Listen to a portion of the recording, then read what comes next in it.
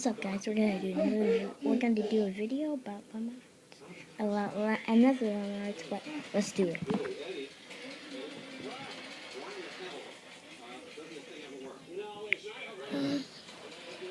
Well, it's loading.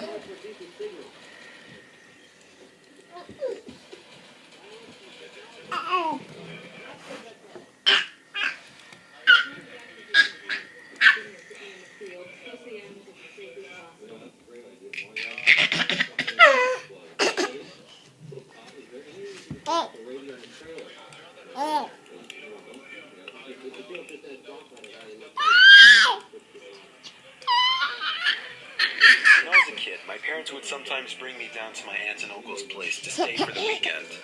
Mainly, I'd spend time playing with my two cousins who were around the same age as me. They lived on a small farm with plenty of open space, and we could run around doing pretty much whatever we wanted. If we thought we could get away with it, the three of us would sometimes cross over to the neighboring farm about half a mile away.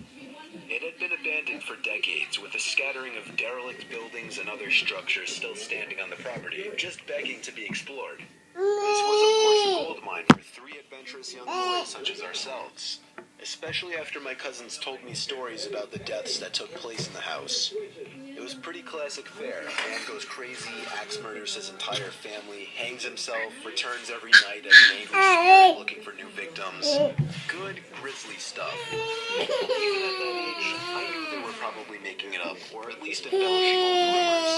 But seeing as how the setting lent itself so well to such tales, I allowed myself to buy into it. One afternoon, we decided to play hide and seek. When it was my turn to hide, I ran off for a flimsy brown barn that had living quarters on top and climbed the stairs looking for a good spot.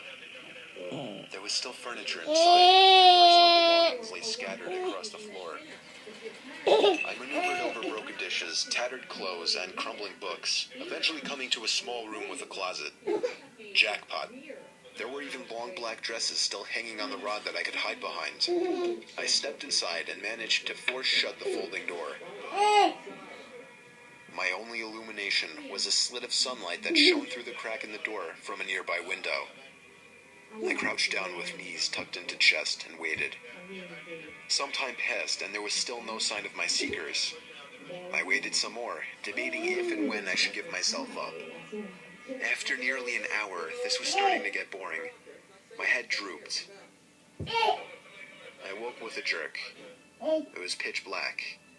Drowsy and confused, I forgot for a minute where I was or what I had been doing.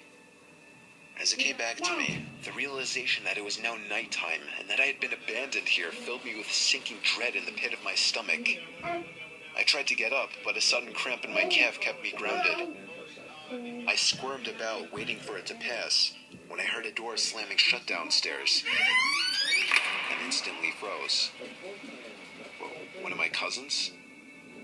There was a brief period of silence, then footsteps at the bottom of the stairs.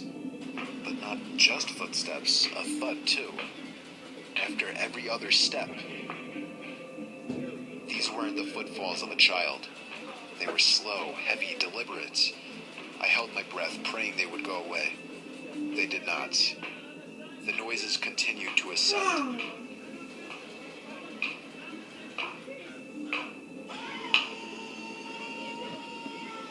After another moment of silence, the walking resumed, this time along with a steady scraping sound, like something heavy being dragged across the floorboards.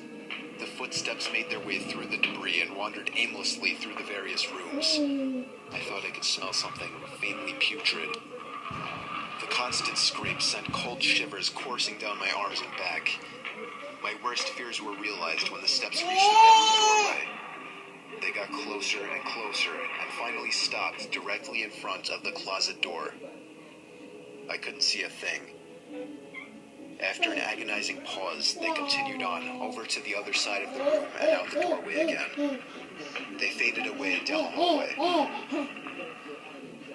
I waited for what seemed like an eternity. There were no more sounds now, and I was trying to build up enough courage to open the door and flee. Three things happened simultaneously just then. I was bombarded with a smell I can only describe as fresh roadkill. I heard raspy breathing behind me in the dark closet, and I felt hot breath against the nape of my neck. That was enough for me to hurtle myself out from the confines of that nightmare space, relying on memory and scant moonlight to navigate through the darkened house. All the while, I heard footsteps chasing behind me, closing in with terrifying speed. It was a clumsy